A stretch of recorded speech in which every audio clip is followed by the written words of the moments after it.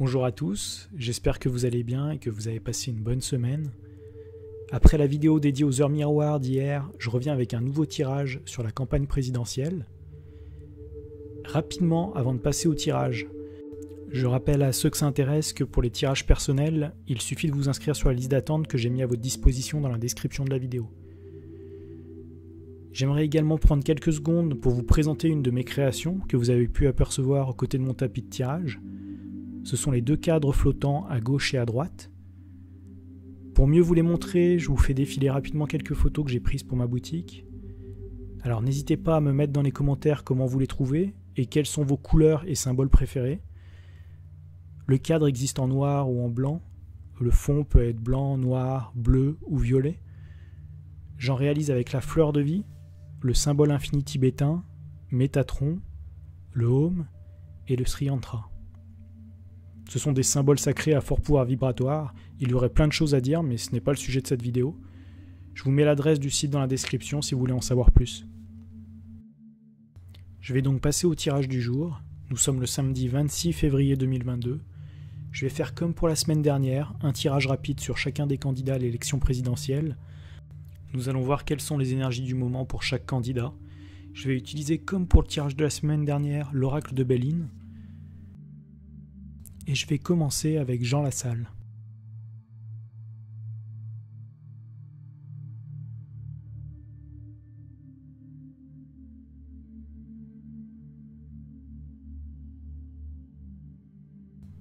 Il obtient la carte Pensée Amitié. C'est une carte solaire, chaleureuse. Elle évoque la sympathie, la tranquillité, la paix et les échanges. Ce qui est amusant entre guillemets, c'est que c'est la carte qui représente les éleveurs et les agriculteurs.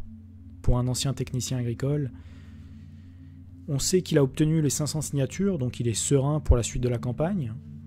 Mais par contre, si on regarde bien la carte, elle peut nous évoquer un spectacle de marionnettes, entre la tête de chien avec un collier et la fleur avec un visage. C'est peut-être une marionnette du système. En tout cas, ce sera intéressant de faire un tirage plus complet dans les prochains jours. Je vais passer à Nathalie Arthaud.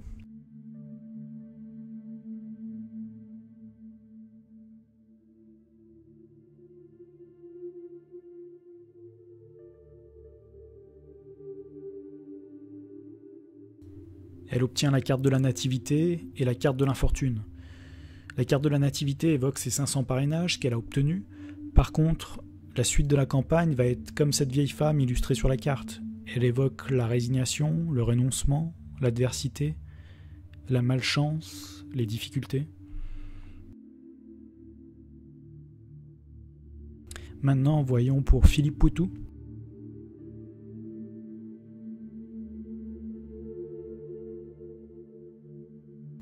Nous avons la carte des entreprises qui est sortie.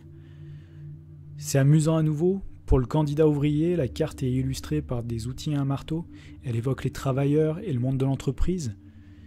Elle n'évoque pas un résultat, mais les énergies de déplacement, d'échange autour d'un projet.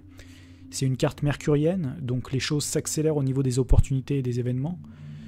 Et si je ne dis pas de bêtises, il est toujours à la recherche de parrainage, donc il doit tenter le tout pour le tout. Là, je vais passer à Nicolas Dupont-Aignan.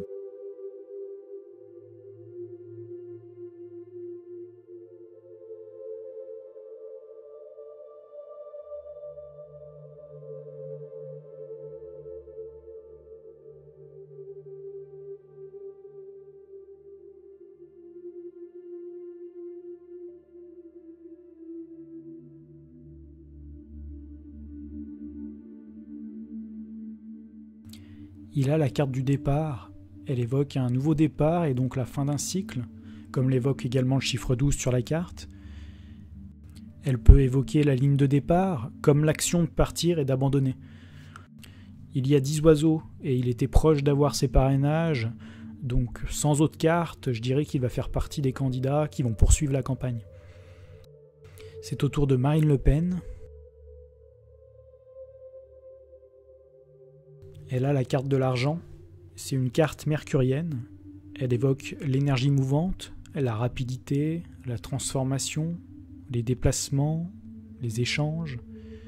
Elle évoque aussi directement l'argent, les rentrées d'argent, les ressources, la puissance véhiculée par l'argent. Au tour maintenant de Éric Zemmour.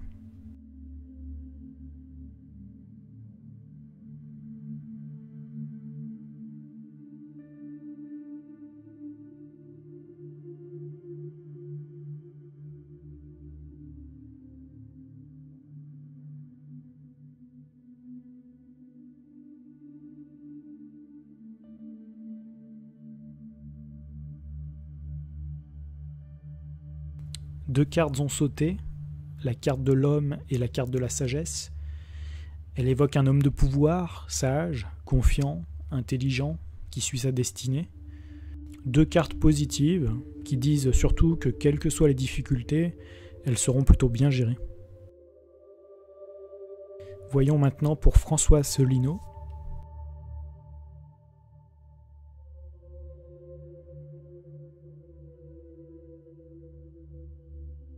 Il a la carte de l'argent comme Marine Le Pen. Alors la semaine dernière, il avait la carte de la ruine. Il y a peut-être une progression positive le concernant, de l'argent ou des parrainages supplémentaires pour sa campagne. Pour Christiane Taubira,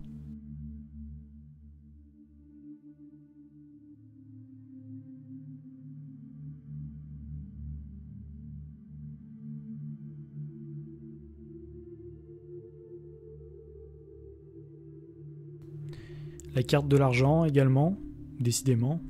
C'est un vrai business ces élections. Alors on sait qu'elle n'aura probablement pas ses signatures. La semaine dernière, elle avait la carte des pourparlers et la carte vol et perte. Cela peut nous parler d'accords financiers, de l'argent de campagne. À suivre. Autour de Valérie Pécresse.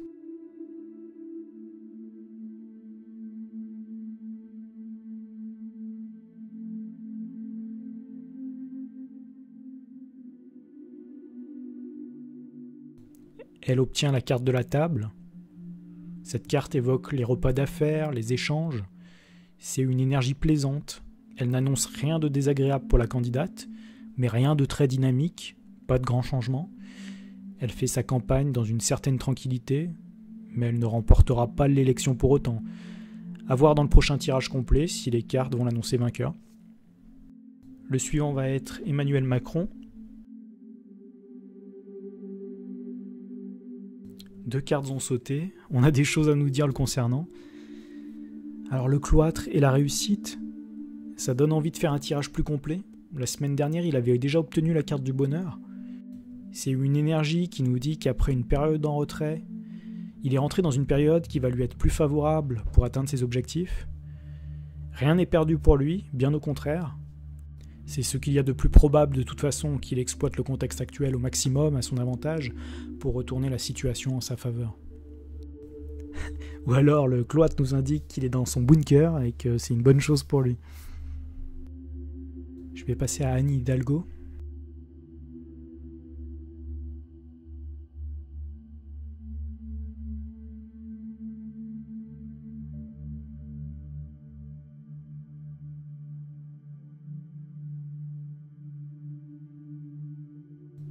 Trois cartes ont sauté, l'étoile de l'homme, la maladie et la stérilité.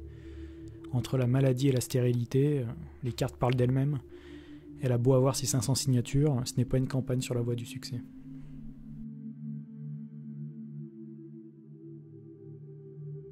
Le suivant va être Fabien Roussel.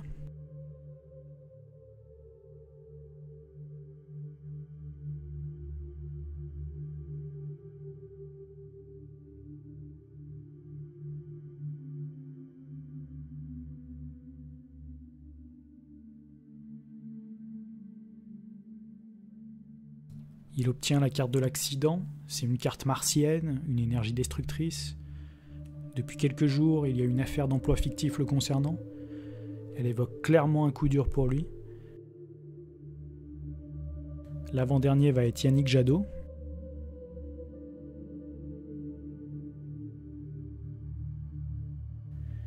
Il a la carte du procès et de l'union. Cela annonce des rivalités, des oppositions qui vont faire du mal à sa campagne. Après le débat, une union, on peut facilement l'imaginer se rallier à un autre candidat à un moment donné.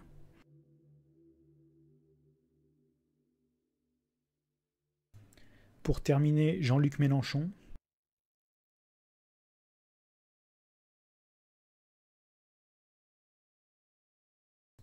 Il obtient la carte des passions. Elle évoque l'enthousiasme, la fierté, l'emportement, les ardeurs. Ce tirage est désormais terminé, on est passé sur chaque candidat. Dans les prochains jours, je poursuivrai les tirages complets sur les différents candidats. Je remercie tous ceux qui vont liker cette vidéo, la partager, commenter et s'abonner à ma chaîne. Vous pouvez me suivre sur Instagram, Facebook, VK, Telegram et mon site internet www.jowan-guidance.fr. Je vous remercie pour votre soutien, prenez bien soin de vous, passez un bon week-end et je vous dis à très vite pour le prochain tirage.